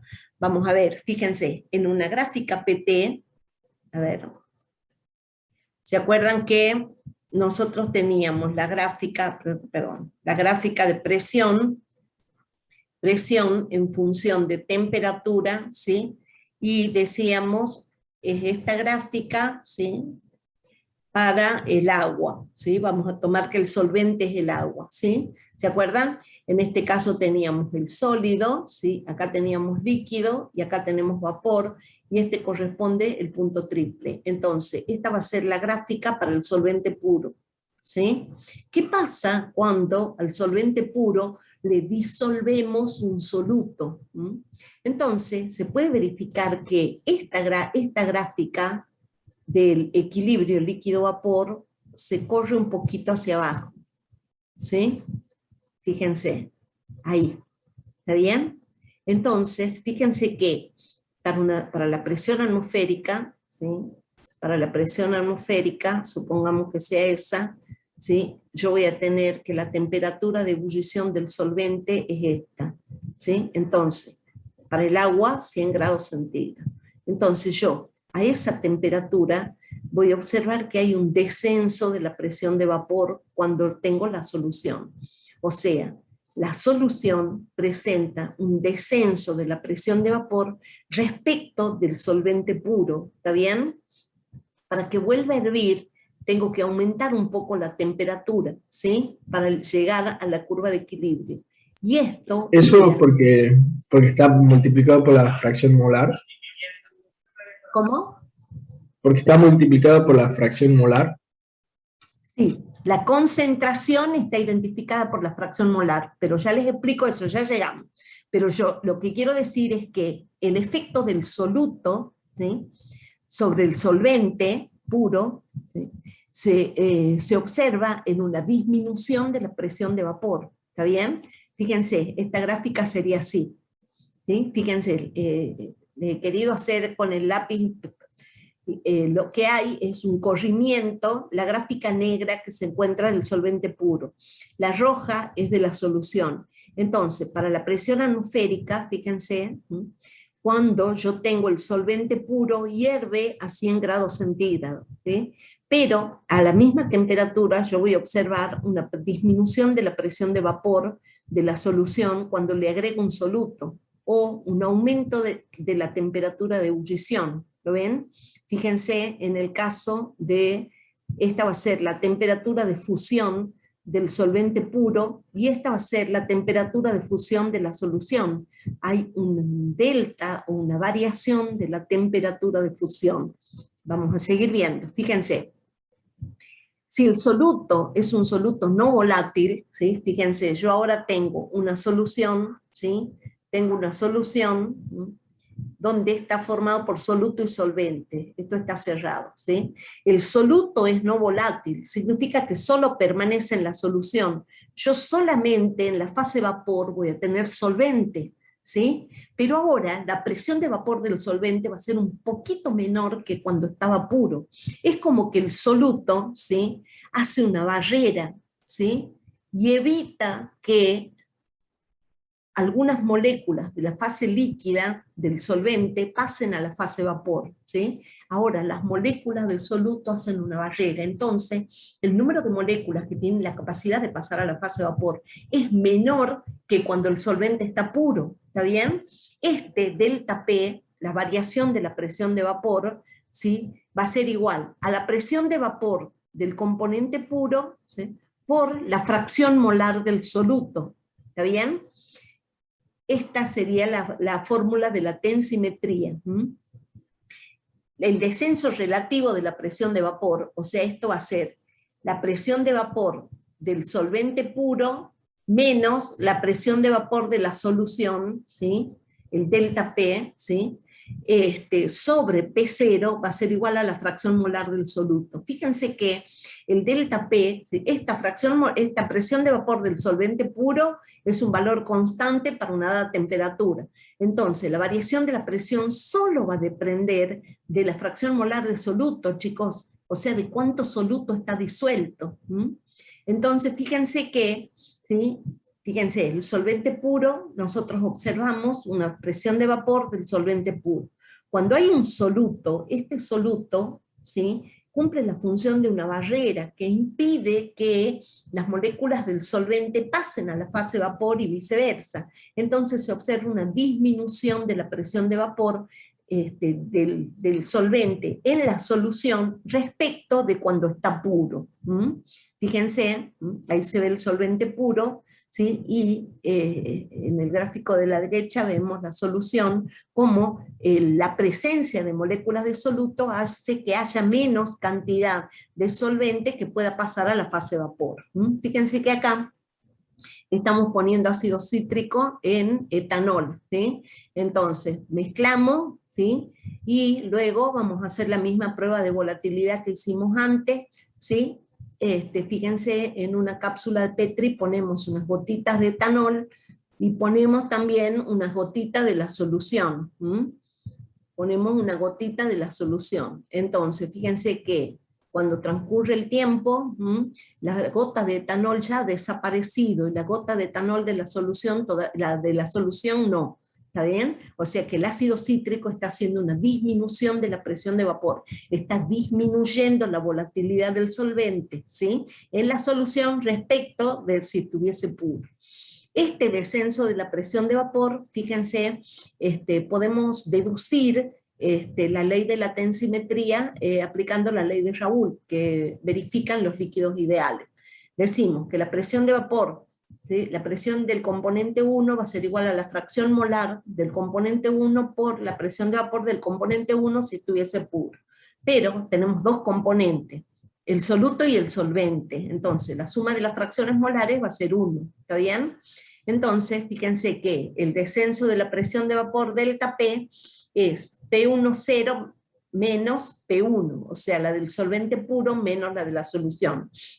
Si reemplazamos este P1 por la ley de Raoult, nos queda X1 P01.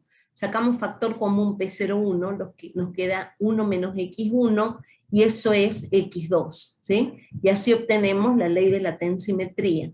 Estas propiedades coligativas son todas experimentales. Quiere decir que lo que se ha hecho ha sido justamente trabajar con diferentes cantidades de soluto en dadas cantidades de solvente. Entonces se ha ido midiendo las presiones de vapor, ¿sí? Y se ha visto en forma experimental que hay una disminución de la presión de vapor. Vamos a la gráfica. Fíjense, la amarilla corresponde al líquido puro, en este caso el agua. Cuando le disolvemos un soluto, se observa para la temperatura de 100 grados centígrados, disminuye la presión de vapor, se observa una disminución de la presión de vapor. Entonces, esta disminución de la presión de vapor delta P sobre P01 va a ser directamente igual a la fracción molar del soluto. Fíjense, ese es el descenso de la presión de vapor. Vamos a ver ahora cómo se eleva el punto de ebullición de una solución. Tenemos agua, agregamos una determinada cantidad de sal.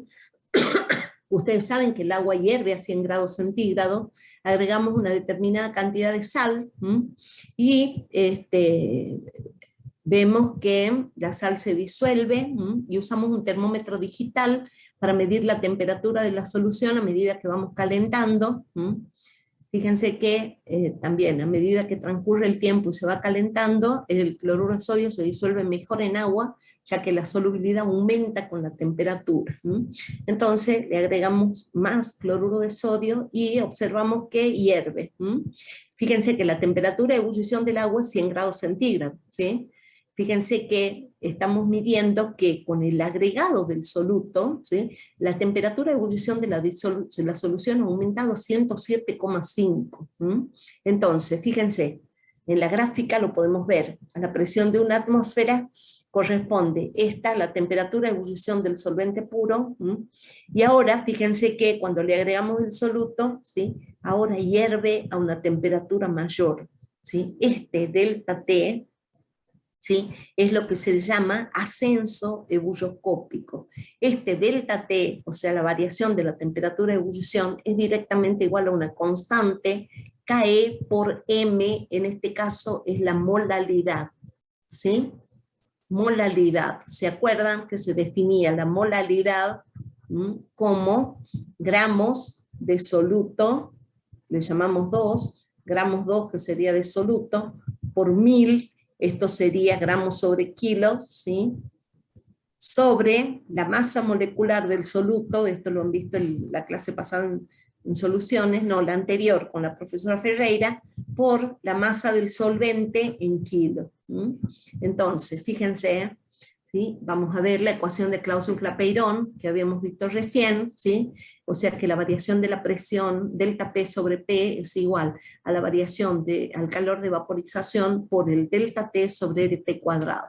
Ahora, por la tensimetría sabemos que delta P sobre P0 es X2, ¿sí? Entonces directamente nos queda, reemplazando X2 en este miembro, nos queda directamente la expresión RT. Entonces, el ascenso ebulloscópico es lo que nosotros vamos a llamar delta T, ¿sí?, X2 por RT cuadrado sobre el calor de vaporización molar.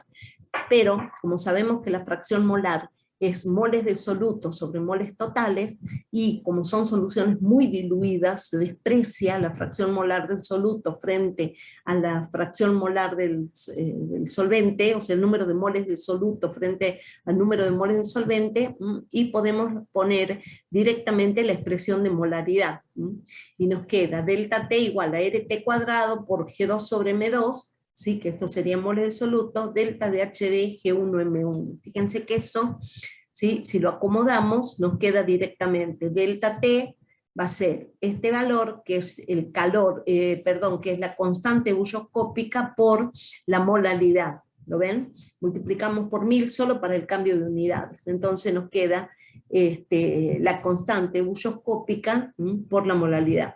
Esta constante bulloscópica, solo esta KE, solo depende de la naturaleza del solvente, ¿sí? O sea que para el agua, siempre la misma, esta temperatura es temperatura de ebullición del agua, el calor molar de vaporización, R es la ecuación general de los gases, es la constante universal de los gases, peso molecular del soluto, y el 1000 para el cambio de unidades. Entonces, directamente, la variación de la temperatura de ebullición, nos queda la constante bulloscópica por la molaridad. Veamos qué pasa con el punto de congelación. A la misma solución de sal común, ¿sí? Mezclamos bien, ¿sí?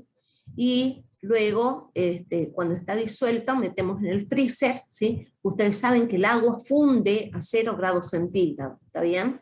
Entonces, transcurrido un tiempo, ¿sí? Por ejemplo 1 hora, la sacamos del freezer, ¿sí?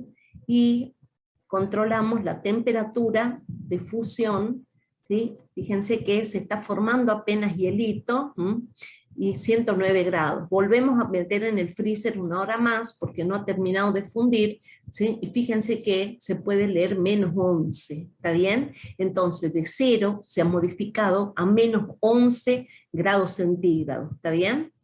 Bien, entonces al descenso crioscópico se lo puede ver, ¿sí? En la parte baja de la curva, fíjense, esta corresponde al solvente puro, y esta, bueno, a una atmósfera de presión sería en este punto, ¿sí? Y en este punto corresponde a la de la solución. Este es el descenso de la temperatura de fusión. Nuevamente, Kc es la constante crioscópica, que para el caso del agua vale 1,86, ¿sí? Entonces, fíjense que si disolvemos 1 mol de cualquier soluto que sea no volátil, no iónico, congela a una temperatura de 1,86 grados centígrados, o sea, por debajo del agua pura. Kc y Kf, que son las constantes, solo dependen de la naturaleza del solvente. Entonces, fíjense, para el agua vale 0,512, esto es grados centígrados molal, sobre molalidad. Y fíjense que para el caso de la constante de fusión, de descenso crioscópico, es 1,86. Bueno, fíjense qué pasa ahora, la presión osmótica, ¿sí? Tenemos una solución de cloruro de sodio a la que le hemos agregado un solvente, y se construye con un embudito, usando un celofán, que sería una membrana semipermeable, ¿sí? Fíjense qué sucede. Hemos puesto en la solución de cloruro de sodio un colorante, ¿sí? Para que se pueda observar. Luego colocamos agua en el vaso de cristalizador, y por dentro vemos, ¿sí? Transcurrido 2 horas, hay un aumento del nivel. Eso significa, fíjense, ¿qué puede haber pasado? Solo solvente pasa a través de la membrana permeable, y la solución se diluye más. Entonces, la presión osmótica va a ser la presión necesaria para evitar, ¿sí? Que se produzca ese desnivel, ¿sí? Para evitar que el solvente atraviese la membrana permeable. ¿Está bien? Fíjense que ya vamos a ver ejemplos, pero la presión osmótica se manifiesta en la vida diaria en muchos ejemplos que ya les voy a mostrar.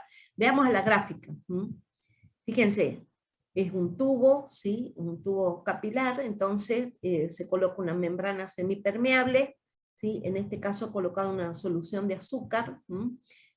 Este es el nivel inicial. Cuando ha transcurrido un tiempo vemos que el solvente atraviesa la membrana permeable y va a diluir la solución. ¿Está bien? ¿Sí? Entonces, fíjense que este desnivel, ¿sí? Se lee como presión, ¿sí? Se puede leer, fíjense que la presión hidrostática, en este caso, que ya lo hemos visto, va a ser la densidad por G por la altura, ¿está bien? Entonces, esa es la presión que hay que aplicar para evitar, ¿sí? Que el solvente atraviese la membrana permeable. a este fenómeno se llama ósmosis, que sería el paso de moléculas de solvente a través de la membrana permeable desde la más diluida o del solvente puro hasta la más concentrada a una dada temperatura.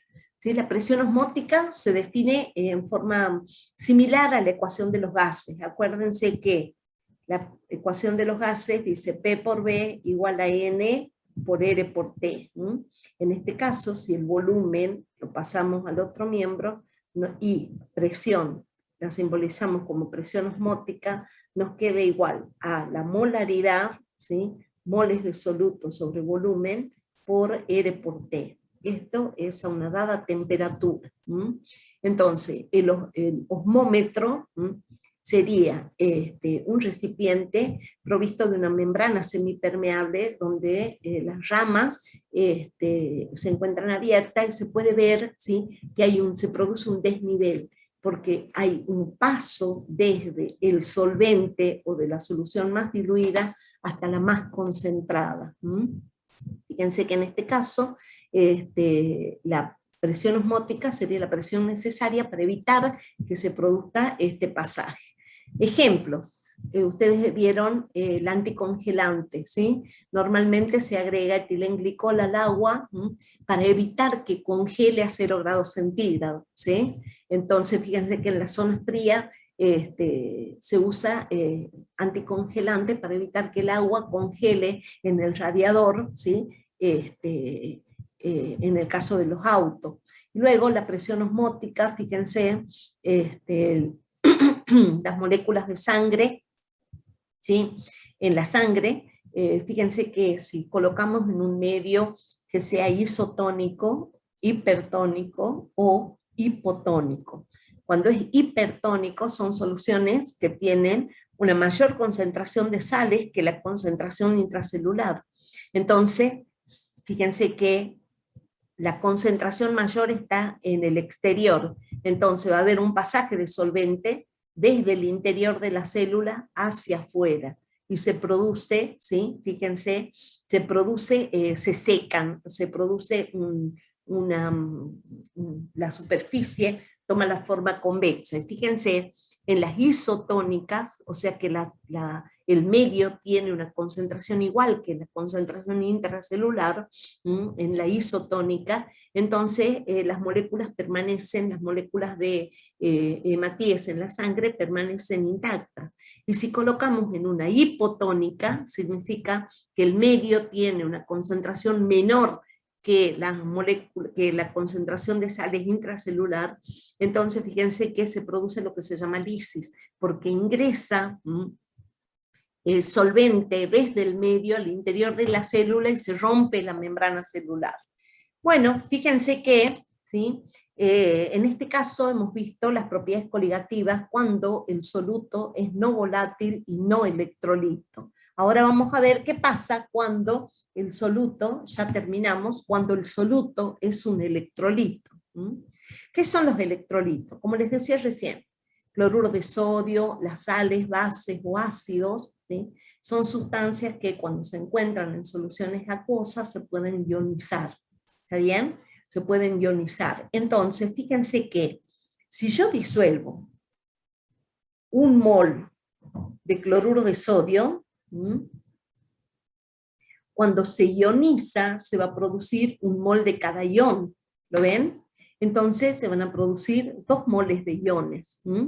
Fíjense que el cloruro de sodio, ¿sí?, es un sólido, está formado por iones cloruros que son negativos y por iones sodios que son positivos, ubicados en posiciones rígidas que serían la estructura del sólido, la celda unitaria. Cuando se disuelve en agua, las moléculas de agua, fíjense, están puestas como oxígeno con hidrógenos en gris, ¿sí? Presentan un momento dipolar elevado, entonces densidad de carga positiva y negativa, entonces rodean a las cargas opuestas y hacen, ¿sí?, que la fuerza que mantiene unido al sólido se debiliten y el sólido se disuelve totalmente, ¿está bien? Entonces, fíjense que por cada mol de cloruro de sodio disuelto, se produce un mol de iones positivos y un mol de iones negativos. O sea, se producen 2 moles de partículas. Entonces, ¿qué pasa? Fíjense, como las propiedades coligativas dependen del número de partículas disueltas, ya no se verifican tal cual como hemos estudiado en el caso en que el electrolito, en que el soluto sea un no electrolito. Entonces, fíjense, el punto de congelación calculado con las ecuaciones, ¿sí?, es mayor que el punto de congelación experimental en la solución de un electrolito, o el punto de ebullición, ¿sí?, con la ecuación ahora es menor que el caso de un electrolito. Fíjense que,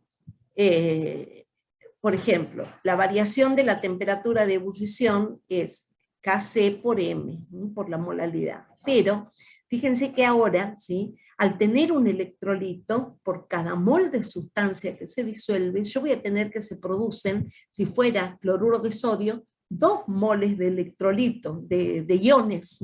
Entonces aumenta el número de partículas y las ecuaciones no se verifican tal cual como se verificaba para el caso de un soluto no electrolítico.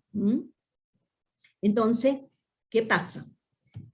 Para tratar de ajustar, ¿sí?, las ecuaciones de las propiedades coligativas, Arrhenius trabajó mucho tiempo con electrolitos y trabajó también con Bantoff para tratar de explicar qué pasaba con las propiedades coligativas.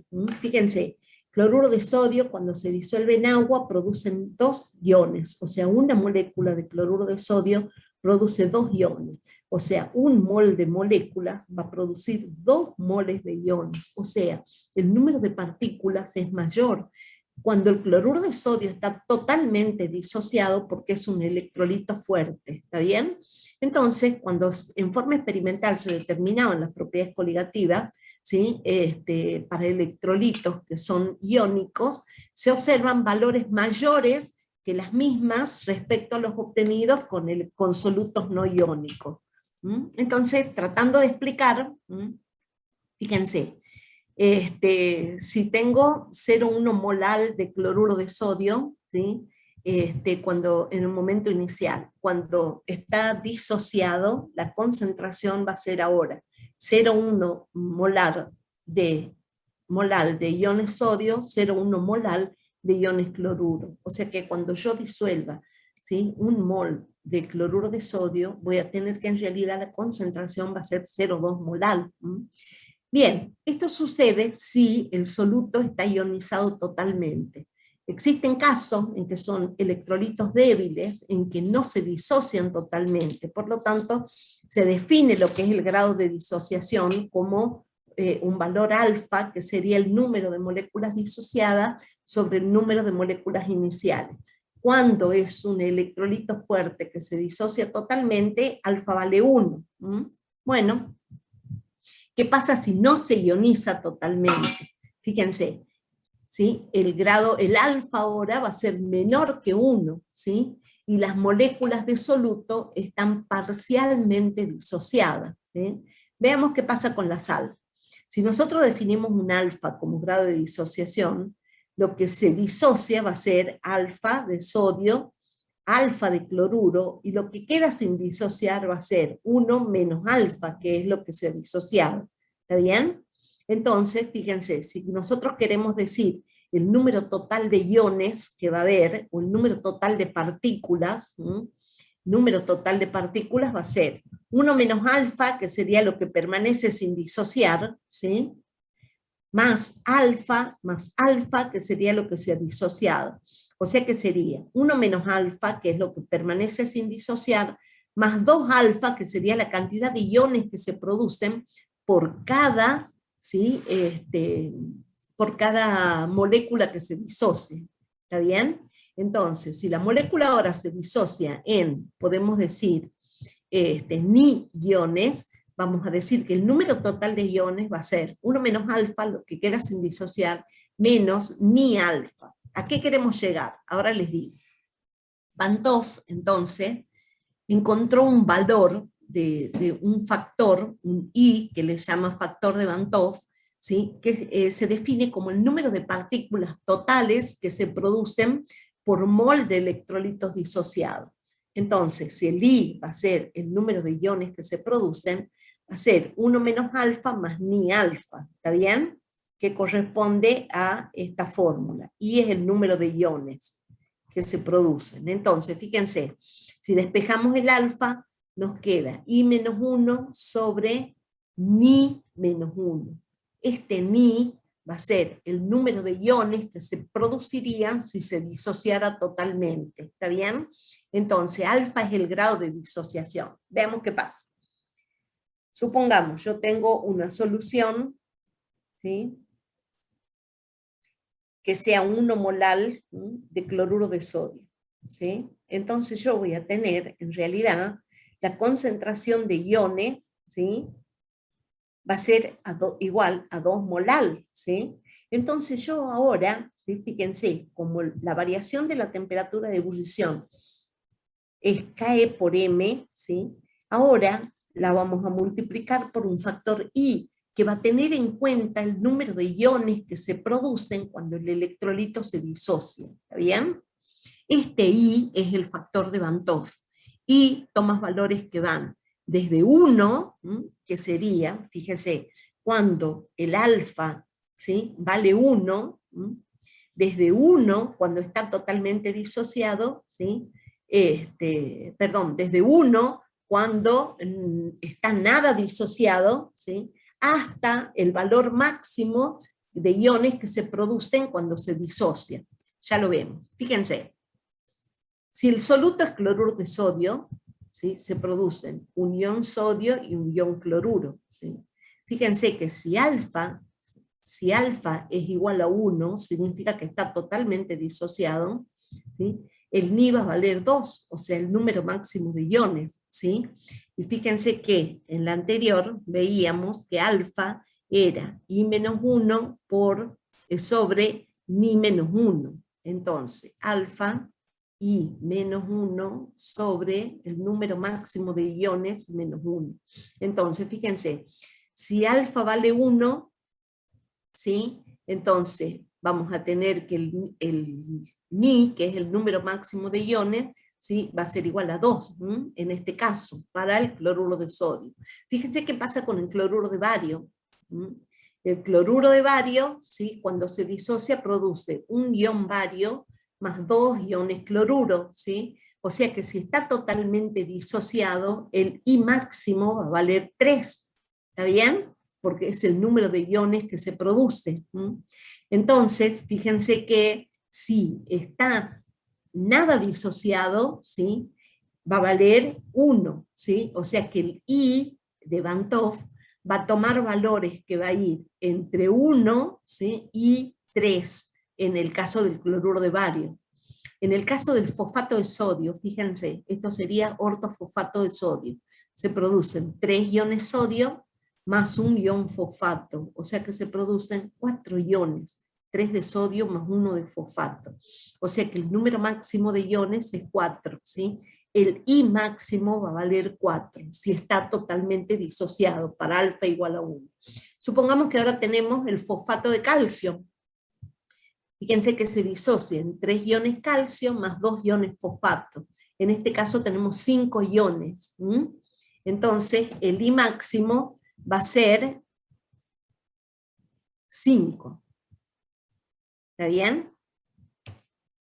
Entonces fíjense que las ecuaciones de las propiedades coligativas de las soluciones que tienen soluto no volátil y no electrolito, se pueden escribir como delta P sobre P0, ¿sí?, va a ser igual a I, que es el factor de Van 't Hoff, que se determina experimentalmente por X2.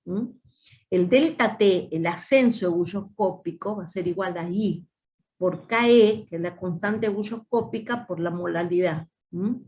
El delta T crioscópico va a ser I por la constante crioscópica por la molalidad. Y la presión osmótica I por N2 por R por T sobre B. donde I es el factor de Van 't Hoff, que está relacionado con el número de iones que se producen cuando se disocia el electrolito, y se llama factor de Van 't Hoff, ¿está bien?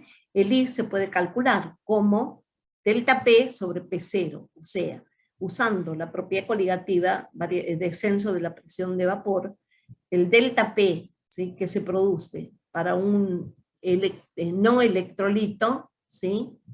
Perdón, el delta P producido para un electrolito sobre el delta P producido para un no electrolito a la misma concentración y a la misma molaridad, con el mismo solvente, ¿sí?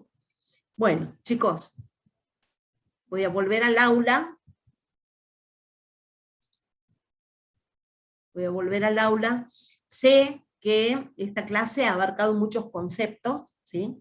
Nosotros hemos visto, apuntando al estado líquido, hemos visto las propiedades coligativas, ¿sí?, que son 4, cuando el soluto es no electrolito, no volátil.